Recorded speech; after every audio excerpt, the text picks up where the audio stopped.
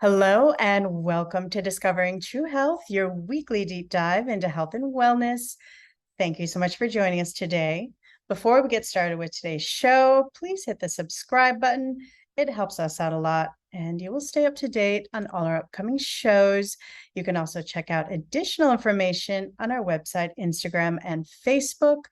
All those links are below. Now, a growing body of research shows that what children eat can affect not only their physical health, but also their mood, mental health, and learning ability. And eating a healthy and nutritious diet can improve mental health and memory and their academic performance. It also shows that consuming too many nutritionally poor foods and drinks that are high in fats, sugars, salts, and fried foods has been connected to emotional and behavioral problems in children and adolescents. Also, nearly 80% of young people that have the unhealthiest diets are more likely to struggle with depression than those with the healthiest diets. So, today on Discovering True Health, we are going to learn how to take back control over our children's health and create a healthy, nutritious diet that supports their brain health, digestive health, and immune system. We will also be learning the root cause of picky eaters and strategies to help, and how to ensure our children are properly hydrated, especially the little ones who dislike drinking water. So, my guest today is Lowena Rogers. She is a mompreneur and founder of the Excellent Breakfast Company. She's a mom of two thriving boys and knows the struggle parents face with getting healthy meals on the table every day. And in her work, she empowers parents to take back their children's health with nutritional literacy and being mindful about what they put in their children's bodies. So, thank you so much for joining me today. Thank you so much, Christy. It's a pleasure to be here. How are you, first and foremost? I'm doing great. I'm excited to have this conversation. I have so many friends that are parents, so I know they're excited about this conversation as well. And I've been hearing all about all these struggles. So this will be some great information for everybody. Yes. Now, I'd love to start with hearing about your story and the catalyst that started your company, the Excellent Breakfast Company. And what did you learn along the way through your own journey with your children? So, what started me with really starting the company? I was thrust into the world of homeopathy in 2012 when my son, Wesley, my oldest son, I have two, when my oldest son was diagnosed with food allergies and he was having the outbreaks, he was having the asthma symptoms coming up as a result of the allergies. And it was like, everything that I was raised on, I could not feed him that kind of food. And so it really, really threw me for a loop because I was like, what the heck do I feed this kid? And so, being in and out of emergency rooms, urgent cares, trying to figure out, what it was he was allergic to, things I should stay away from. It wasn't as easy as it sounds, just going in and getting a prescription or, just stick to this list and you'll be fine. No, it was not that simple. So after I got some information from the pediatrician, from the allergist, I was actually introduced to a homeopathic doctor out of Chicago, Illinois. And she introduced me to the world of homeopathy, and she explained how the body responds to foods in a certain way. And so from that, she was saying, we can actually put something in your energy field, in your son's energy field, and we can tell whether or not it's going to support his body or if it makes his body more weak. And so if it makes his body more weak, we want to throw that out. And so I learned like, okay, wow, like the things that the test results. So let me go back. He did have an allergy panel done. And so it was a lot of the simple things that I think I was raised on: beans, rice. He wasn't allergic to berries, but it was like the simple things, that I was raised on eating that were no issue for me because I don't, here's the crazy part: I don't have allergies and his father does not have allergies. Hmm. So allergies do not run in our family. So it was like, what the heck do I do with this kid? Anyway, so I learned, even though I had this list of things to stay away from, this list of things that were low, high, and medium on the allergy panel, I was supposed to use as my point of reference and guidance. It failed me. And so the prescription medications that I was supposed to use, those didn't work long either. And Mm. so with the homeopathy remedies, I was able to learn how to strengthen his lungs, strengthen his digestive system, strengthen his brain so that it would actually use the food, the real food, for nutrition and help his body to heal itself. So that's why I started, how I started. And then once I noticed that it was working, I saw that other parents were experiencing the same things. And I'm like, okay, they don't know this. They need to know this. So I began to share, and then parents were like, yeah, I pay you for this kind of information. I need some guidance because my pediatrician isn't always available. And so, voila, the Excellent Breakfast Company was born.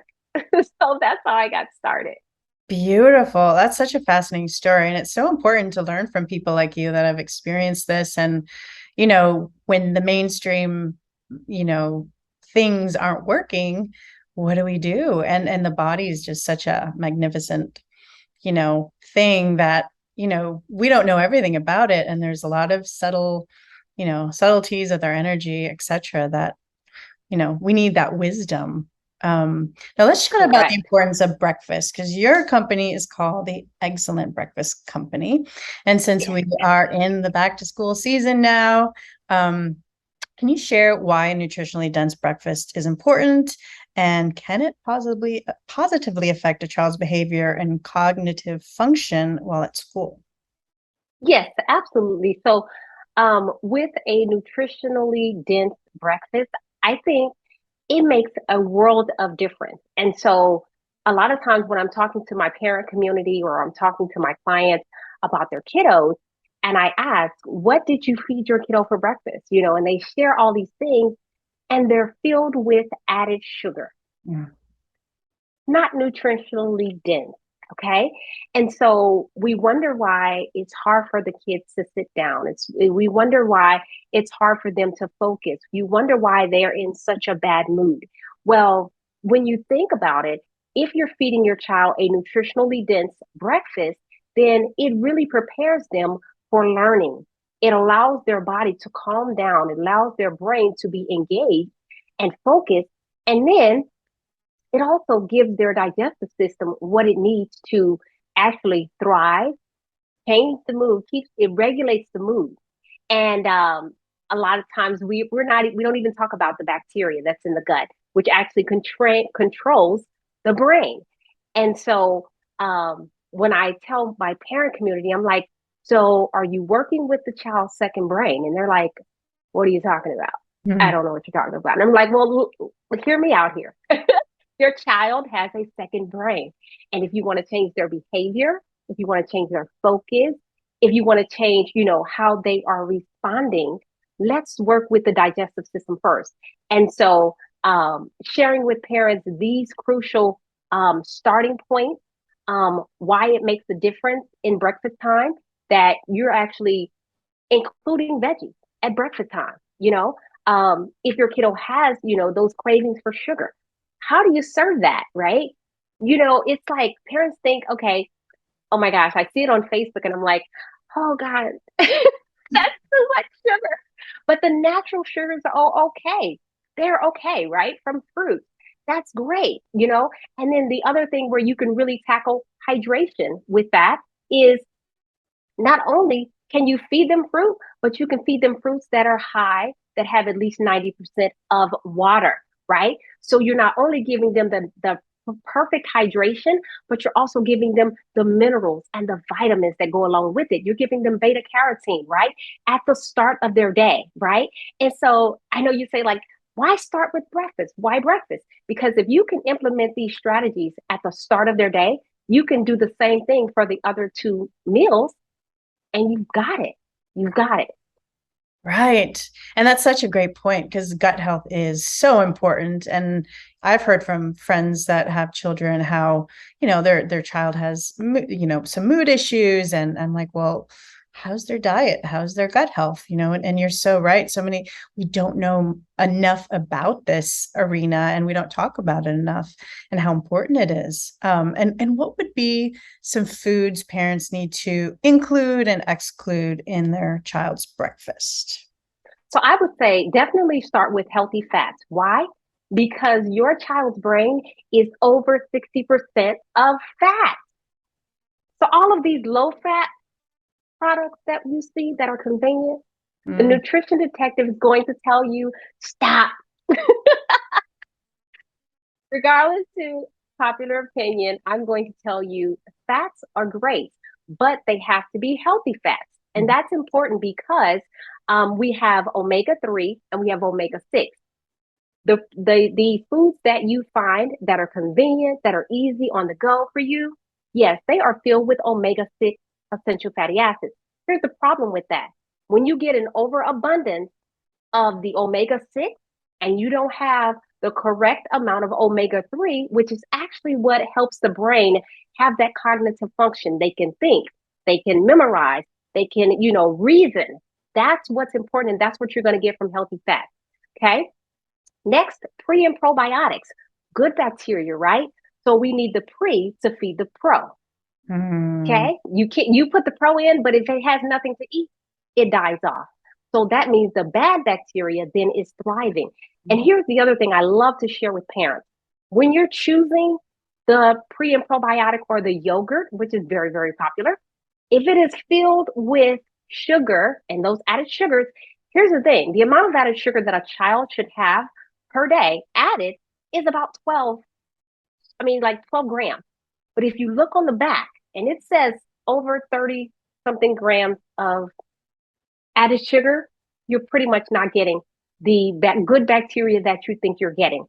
And the problem with that is you are actually helping your child, you're actually feeding into the problem of them having the lack of focus, you're feeding the bad bacteria.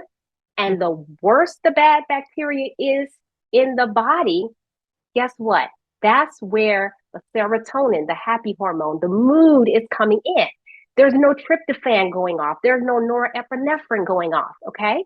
And so when those hormones or those neurotransmitters are not being sent to the first brain, guess what? It's going to have a problem. So the child needs pre and probiotics at breakfast time, but they need the right kind. Okay. And then lastly, I would say definitely you need to make sure you're boosting the immune system. And you may say, well, how do I do that? Guess what? You can do that through the digestive system, through that second brain, because 70% of your child's immune system is in the gut. So that's why I love to focus on brain health, digestive health, immune system support, and we can do that through those three areas. Yes, that's such a great point too, because so many of these probiotics out there, you look at the back and you're like, it's a probiotic, but it's filled with sugar. That doesn't make any sense. Because, like you said, the sugar feeds the bad bacteria and it's kind of quite counterproductive. And being really mindful too of these packaged foods and really reading the ingredients and watching those sugars and all the other stuff they put, chemicals they put in there too. It's so important. Now, in Very your work, important. you provide support and realistic meal plans for your clients that help with everything we just talked about: brain health, digestive health, and immune support. Can you share some tips for parents around each of these areas? Yes. So for brain health, like, so first of all, let me talk about the real support. One Okay. of the issues that I know um, parents have is support. Um, I pride my services in being that go to for parents. Yes, I'm a mom too. Yes, I have a busy schedule, but there's nothing like having that ally that you can call when the pediatrician is not available or the allergy doctor is not available. Have someone that you can text a question to and get your question answered and have something that you can do for your child in the moment. So that was one thing that I noticed was not available for me and a lot of other parents that I work with.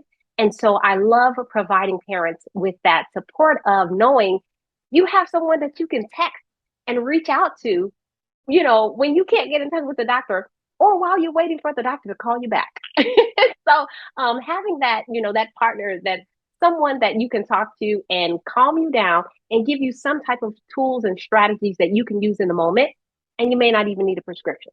Right. So that's number one. So I do weekly follow-up calls with my clients. I do mentoring where they have access to me via email or text message to send me a question. Sometimes we may even have to do some emotional work because here's the honest truth. Um, as parents, kids don't come with a manual. They don't come with an instruction manual. And so we're trying to parent our children the way we were parented. Right. And unfortunately, those tips and ways of the way we were brought up don't work for these kids. It just doesn't. And so, how do you change your mind? How does the mom change her mind and get out of the way of, okay, well, my mom said do this. If it's not working, what else do you go to? And so you have that conflicting behavior going on within yourself, within your body, thinking like, should I do this or should I do that? And so sometimes I have to work with parents to first remove those emotional blocks that are coming in when they want to try something different that's going against the grain. So Mm. working on that with mom is like another big thing I do with real support. Then once I get the walls down and they understand, okay, I can try something else. This is okay. It's not gonna, the world comes to an end. Then we start working on meal plans. We start working on reading nutrition labels. We work on what does it look like for your child to, actually have nutritional supplementation. If you know that you don't have time to cook, you're like, I don't know which, supplement I should give my child. There's so many out here on the market. Which one should I use? Then I take you through my nutritional supplementation plan where we take a look at what your child is eating and then we fill in those nutritional gaps. And the great part about it is when we fill in those nutritional gaps, I show you on the back how it is made of food. It is made of things that you can identify. So, Okay, so we are not surprising you with things you don't know. mm, And so when you know this, you know what to look for. You will not be duped anymore. And you know that what you're giving your child is the right thing. And then for my adult clients, we have virtual cooking classes. I do meal planning. I do individual recipes where I help them. Okay, if you want to get off of medication, okay, these are the things. This is how we're going to alter that recipe. If you want to, reduce your risk of, get having diabetes because it runs in your family, right? This is how we change that. This is how we're going to make over your refrigerator. Things like that become, like life changing for people who don't even know where to start.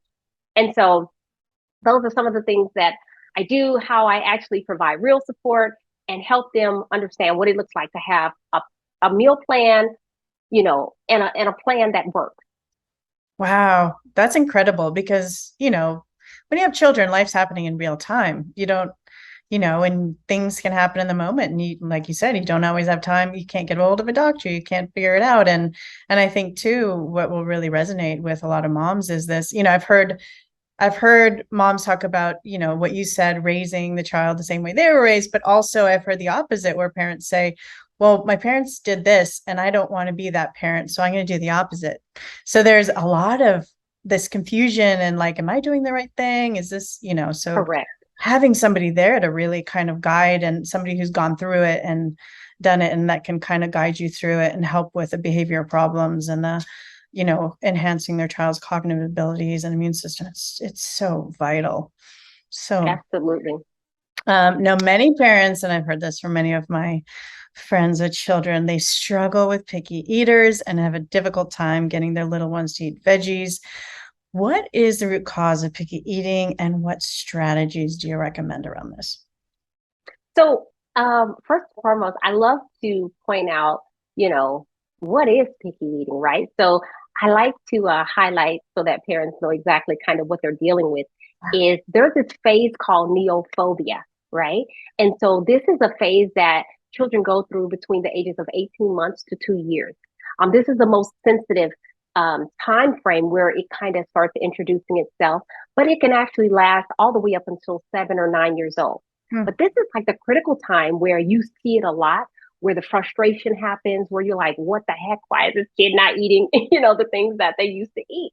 And then, one day they may eat it, and then the next day they may say, no, I don't want that anymore. And they love it, right? So this is the neophobia stage. And so it's normal. However, there is something you can do about it. And then picky eating can also come from, let's just say, mom, we feed our kiddos what we eat. Hmm. So if we don't eat, kale, or if we don't eat Swiss chard, the child will not be exposed to that. So limited exposure is another reason why picky eating may come into play.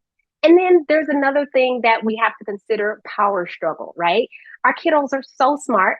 They want to flex their, independence. They're like, no, I don't want to eat that. I want to pick the food that I want, right? And so with that, I just love to tell parents, buffet platter style is your friend.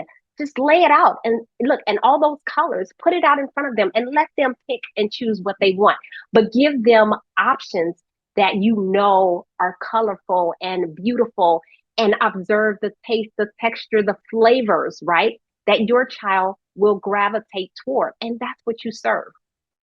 Wow, that's a great idea. And so it sounds like this is actually a developmental stage that they can go through. And yeah, those are some great ways to kind of curb that. Now you mentioned this when you were talking about your journey. You are also a food as medicine lifestyle mentor, and often say that parents have the power of prevention on their side. What does this mean? And how have your prevention strategies helped your clients? And does it work when parents want to see behavioral improvements? Absolutely. So, when you think about food as medicine lifestyle, right? This can be anything from when you feel that you have a headache, or if your kiddo is coming home and they have an upset stomach, or if they have a runny nose, right? What are you reaching for besides the over-the-counter option? What are you reaching for that that's not in a bottle? Hmm. What else can you reach for? So prevention means, okay, how can I circumvent this before it happens? How can I do preventative maintenance so that we don't have to go to urgent care? So this really encompasses and really makes you shift your mindset around um, most chronic conditions, most issues that our kiddos have are diet related. Mhm. It's like it started with the diet, and guess what? You can correct it with the diet. The body really, really wants to heal itself, but if you don't give it the tools to do so, it won't happen. And so I like to tell parents, and I remind them, prevention is at the end of the fork. What are you putting in your child's mouth? So when you look at whatever you put at the end of their fork, you got to know that you're either feeding disease or you're starving it out of the body. So which one do you want to choose today? 3 times a day, what are you choosing? And Mm. so sometimes we give that power to the doctor and say, oh, the doctor didn't do this or the doctor didn't do that. But here's the thing: more so than you see the doctor, more visits than you. Guess who buys groceries? Guess who cooks the meal? Guess Yes. who buys? And you have the power. You have the power because you buy the food, you cook the food, you serve the food, you pack the lunches, and you have the power to change what you see on the outside. And so it starts with what we're putting internally in our kiddos' bodies. And so anytime you think, you want to see a difference in your child's, outward expression of whatever it is you want to change, you have to take a look at what you're putting in their body. And then it's like, how has this made a difference in my clients' lives? They're getting off of medication. Their doctor's reducing what they need. My clients are not, having to purchase the over-the-counter medication, because now I teach them how to use their hands to put the stomach back in place. I teach them where the gallbladder is in the body and how if you just jumpstart the gallbladder, guess what? Your child can have a bowel movement. You know, sometimes discomfort in the stomach doesn't mean that you need, how I won't say it. It starts with a P, but you need that pink stuff. Right. You do simple, massages on your child's body. Knowing my son has asthma, right? I teach him how he can do reflexology on his foot to adjust and open up his lungs, even though he takes supplements, that actually strengthens his lungs. There are still things a child can do, you can do as mom, that can save you a trip to the urgent care or the emergency room. That works. That works. Allergies, asthma, upset stomach, runny nose. Like there are techniques and strategies that I use. I teach my clients, and it's like, if I told you, oh, that sounds like your child's stomach is out of place. They have an upset stomach. They feel like something's wrong. You can just put your your child's stomach. I get so excited. I love it. I love it. Child's stomach back in place, and like you can. I mean, like they will start to feel better. You calm that down. That irritation, and it's like, yeah, the power to heal is within. Right. And so when you know how to do it and you apply it, you're like, why didn't I know this before? Right. It's just amazing stuff. Yes, it's this, Eastern and Western kind of combination. There's so much information out there that's so important to learn the meridians and, the self-massage techniques. We've done shows on that. It's so Yes, important to know how to do.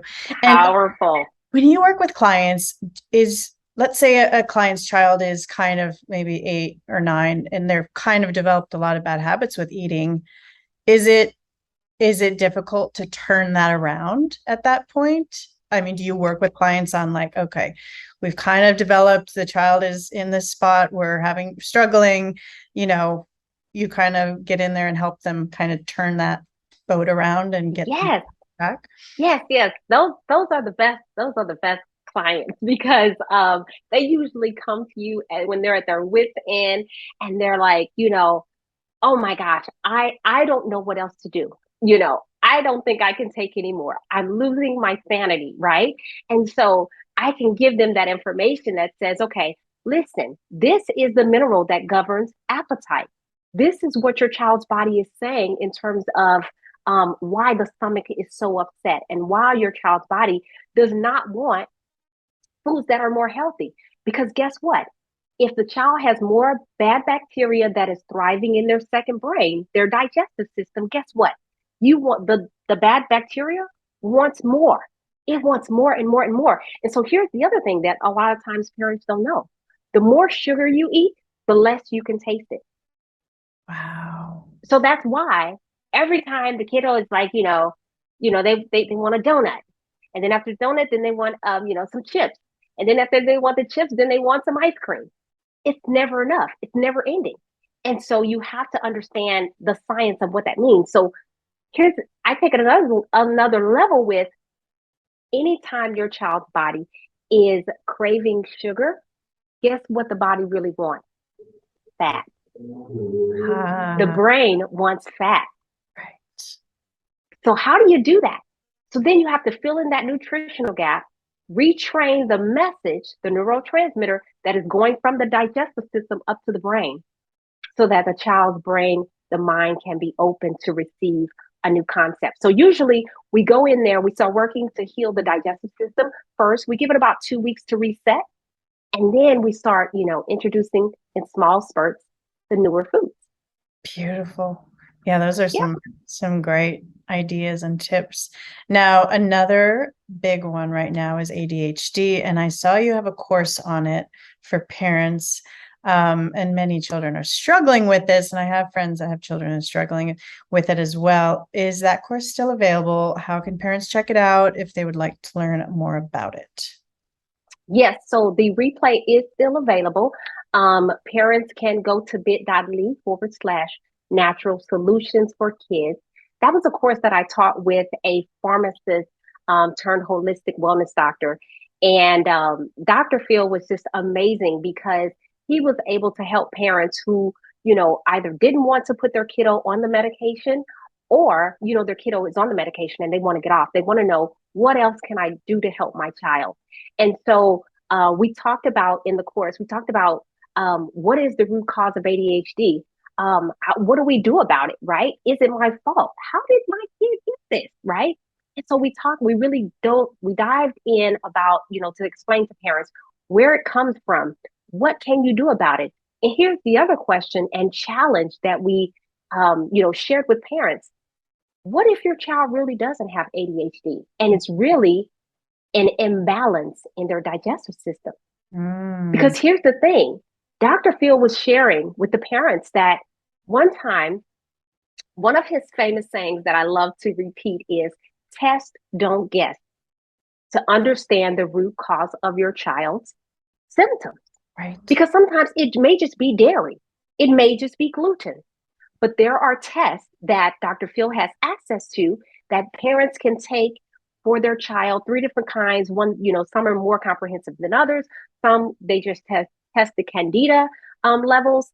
And then you find out where the imbalance is happening. You take those things out of the child's diet and the symptoms go away.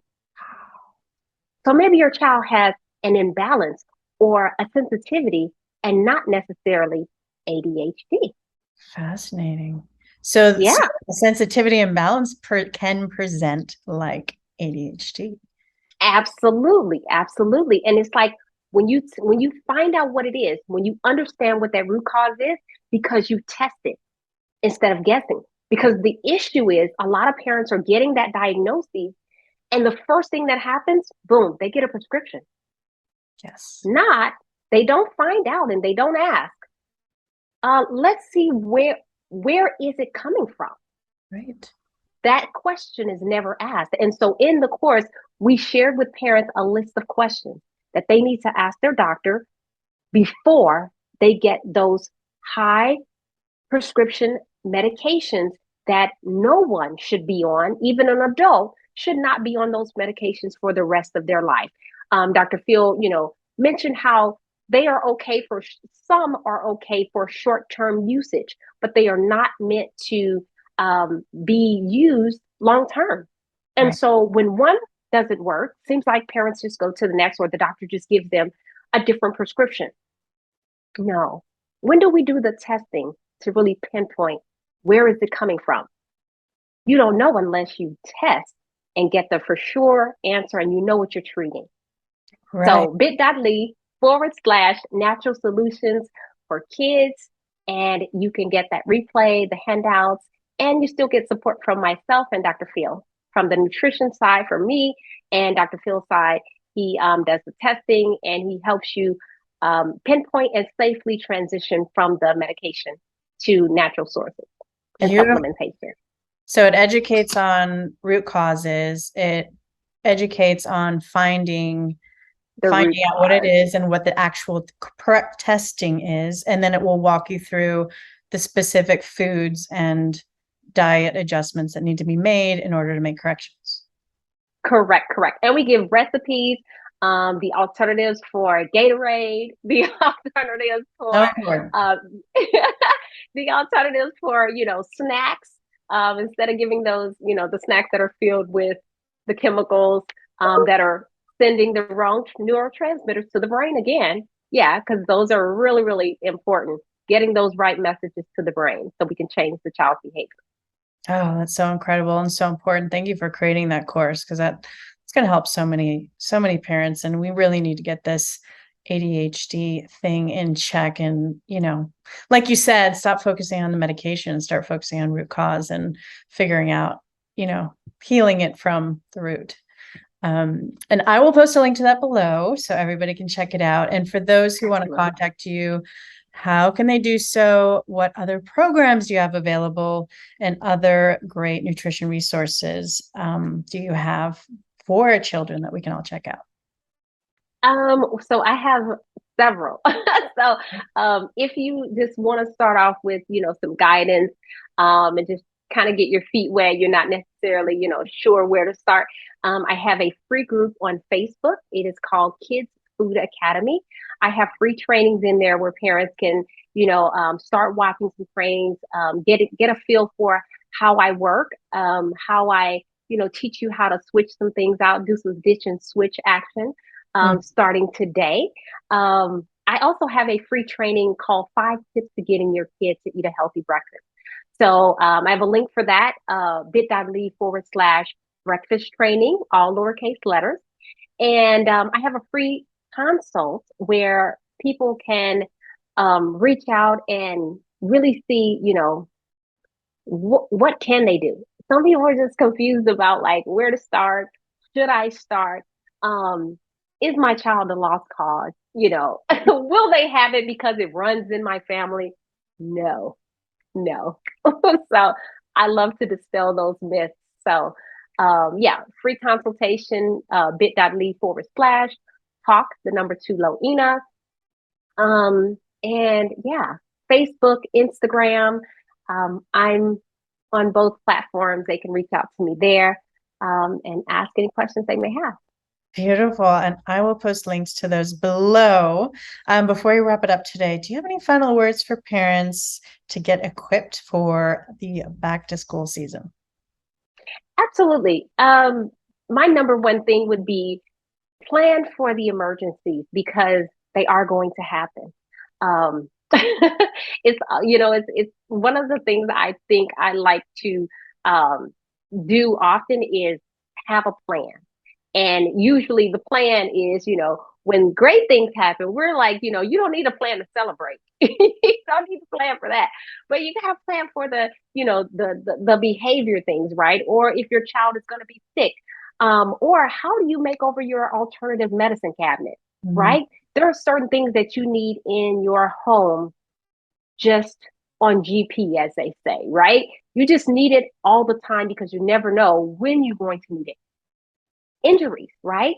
If your kiddo has an injury, right? What helps their body recover quickly? What does that look like? What foods can you change and take out of their diet, like starting today? So those kinds of things, preparing for those emergencies, making sure that your child is not giving the teacher a hard time. Hmm. Yeah, changing that breakfast. So we do that by planning for the emergencies, creating a plan when they get sick, when they have an injury, and yeah, stress. Oh, that's the other one. Stress and mental health, very, very big. Adaptogens, right? So you need to have a plan for mental health when they get sick and injuries. So I would say having that for this back to school year will be advantageous. It'll make sure you're prepared and you won't stress out when you get that phone call from the principal's office. Beautiful.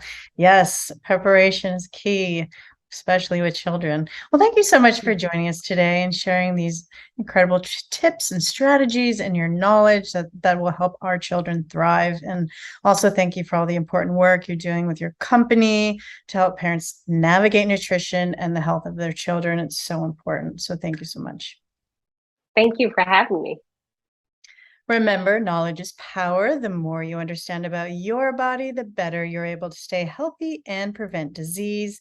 And a reminder, I'm not your doctor, so please don't take this as medical advice. If you have specific questions about your healthcare, feel free to reach out to your practitioner.